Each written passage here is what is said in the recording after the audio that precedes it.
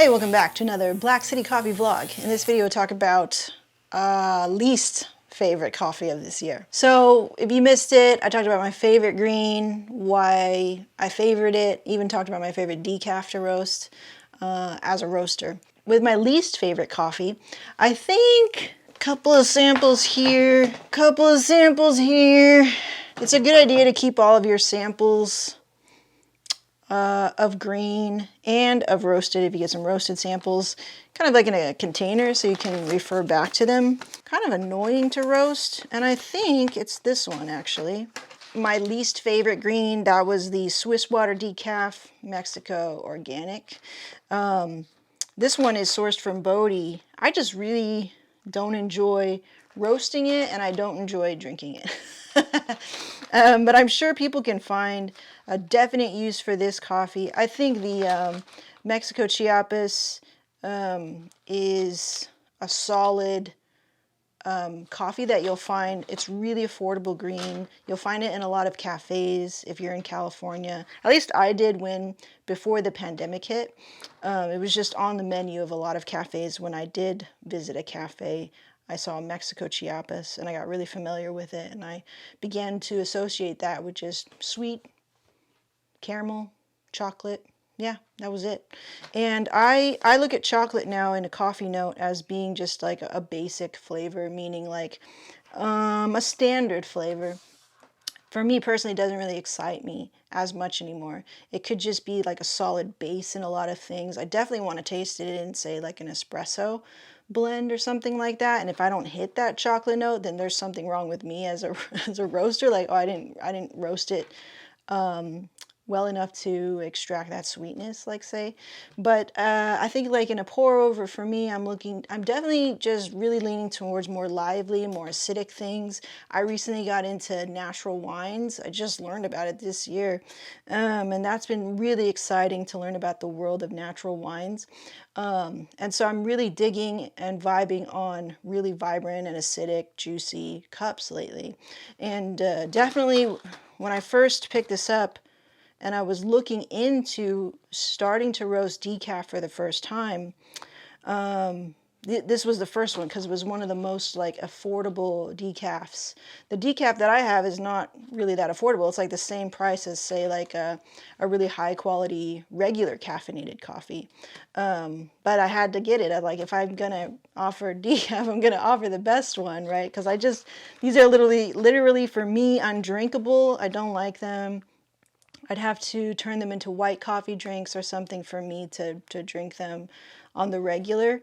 Yeah, just one note for me, and maybe that's my fault for not, pulling out the best in that. But when I've tried it from other roasters, it's non-exciting to me. It's really similar to that of like the one note of my Brazilipe, which is caffeinated coffee, not a decaf, but they act really similar in that they require a very gentle roasting approach. And when I say gentle, it doesn't mean like I'm gonna, charge very, very low. I'm still gonna maybe charge at 350, no soak. The big difference for me in roasting the decaf and roasting a caffeinated and charging at 350 would be the return. Instead of having the fuel at 100% upon charge, it's at 80% upon charge. And that's so I don't tip the coffee or singe the coffee. And tipping means you get these little black things on the edges or on the sides where the bean at the two ends of the bean. So you would see here like two little black kind of like singe marks coming out from the side, and that's just because it's way too hot and the bean can't take it.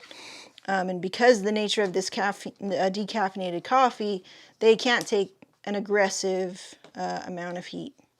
Unless you get like an EA process, higher elevation decaf like the one that I have from Palo Rosa from Colombia. It's a higher elevation coffee, but it's decaf, so it kind of messes with you there. But it can take a little bit more of an aggressive, I think, approach with fuel, similar to that of a caffeinated coffee. So not my favorite to roast. It's like I have to be so kind of careful with it. I don't think I'm good at that yet. I don't have that control yet. So for me, it's not the funnest, and it's sometimes a little more frustrating because I end up just kind of going a little too hot, and I'm like, I don't feel confident.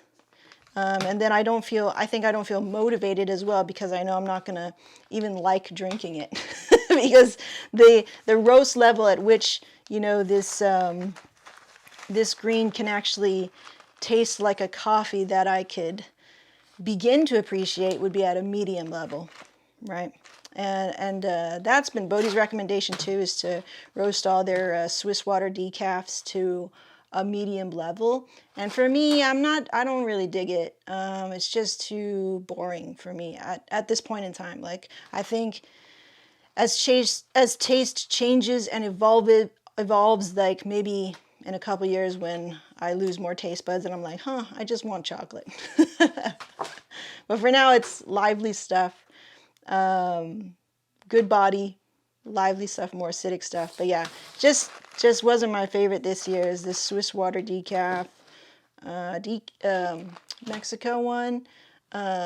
Swiss water does a lot of processes for some different Latin countries for decaf, and I see that a lot more than other types of decaf options from them. And I just feel like this process in particular, I'm like, you're telling me you're washing away all the caffeine. You're swelling it so you can open up the pores of the bean. You're washing away all of the caffeine. And yeah, I feel like you're also washing away a lot of flavor. Because if you drink a regular Mexico, Chiapas, I feel like it's sweeter. It just has a little bit more body. I feel like the body's thinner too on these decafs. Decaf in general will just feel thinner because it is. It like chemically is. Like structurally, molecularly is, I think, thinner, right? I don't know if that makes sense, but to me, that's kind of like what I think mentally is going on in my brain when I approach a decaf.